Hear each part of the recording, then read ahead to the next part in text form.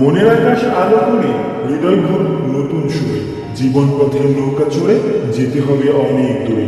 খুশির আভাস ছড়িয়ে পড়ুক সীমান্তের ওই দূর নগরে। জন্মদিনের শুভেচ্ছা দিলাম নিও তুমি হৃদয় ভরে।